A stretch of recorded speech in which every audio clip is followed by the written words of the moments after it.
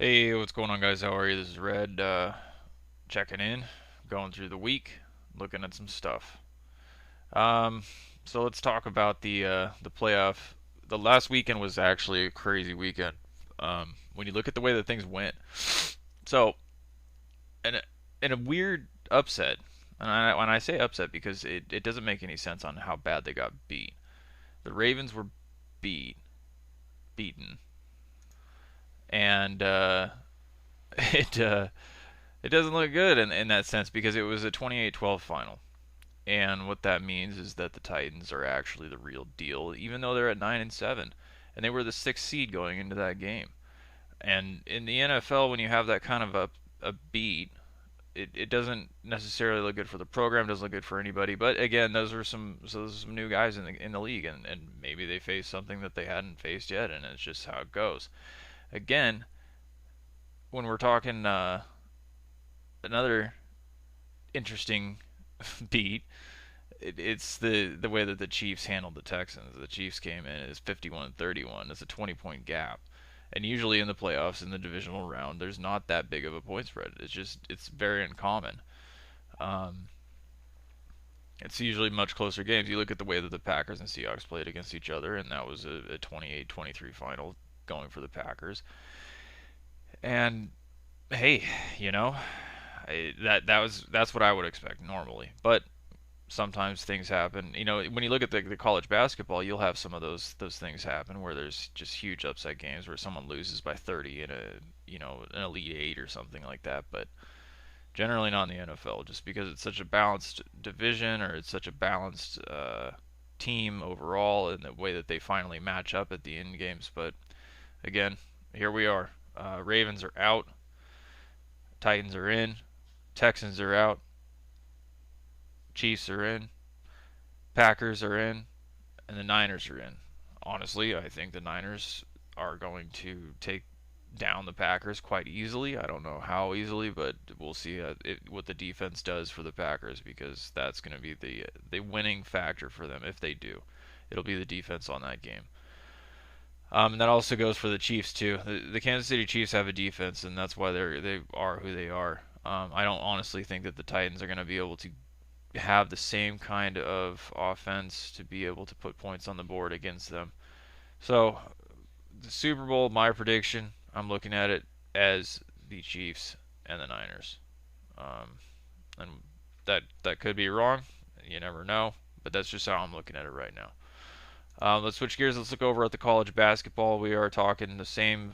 I mean, Gonzaga's still on top.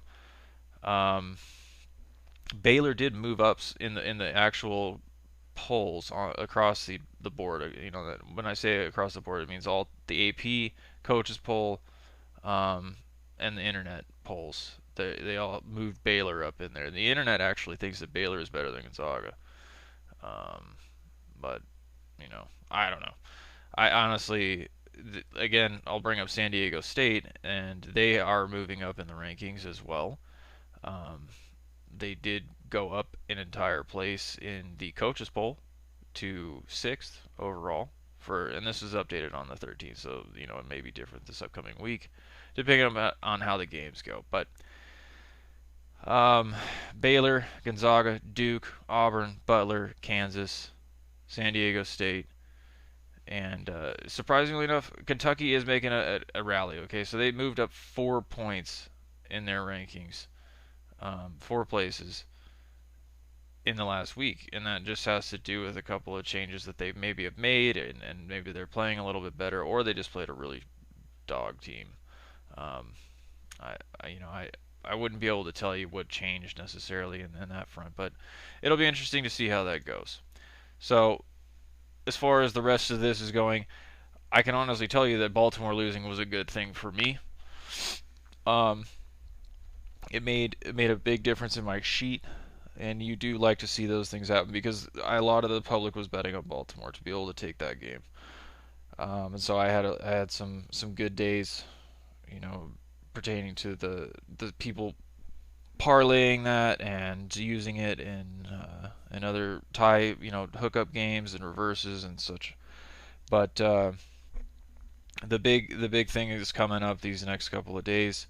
when the weekend does roll around and we get some other action in there, I am prepping for that with keeping some money in the layoff account just in case I get really lopsided. I did have concern on those things because when the exposure gets really high on one side, when these games there's only a few on the board that people want to play on a Saturday or a Sunday, it can ruin a whole season depending upon who hits what. Especially if I keep my parlay limits low and my payouts low just for that reason. Um, but previously in history when I wasn't as savvy at this, I I left my parlays open and payouts open, and I got hit for like 20 grand some weekends. And that being said, it's not something you can't recover from, but you end up breaking even for all the hard work that you've had to do over the whole season sometimes when somebody wipes you like that. Um, so yeah, just a heads up on that. Keep it close and make sure that you're looking at what you're offering to your guys.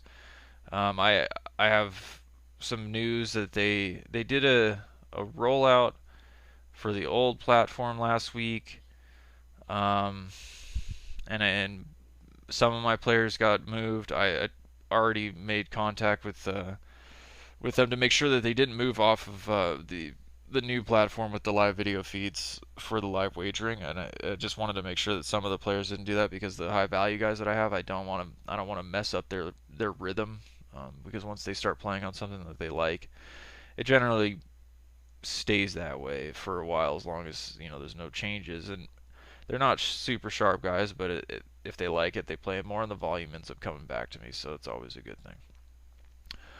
Um, Other than that, there hasn't been too many new changes for me on my site.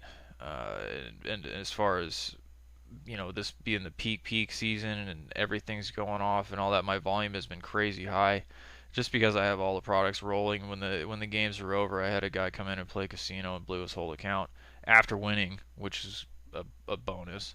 He won in the sports, lost it all in the casino, and that's a benefit of having everything open.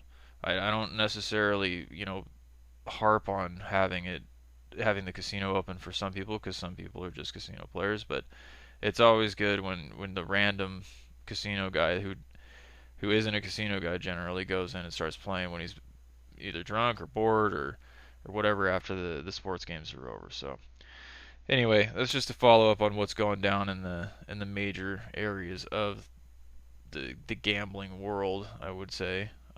Hopefully, you guys like and subscribe and come back next week. It's going to get interesting over the playoff weekend, the final set before the Super Bowl, and then also coming is the March Madness, and we're going to be paying close attention to that. So check it out, and we'll be around.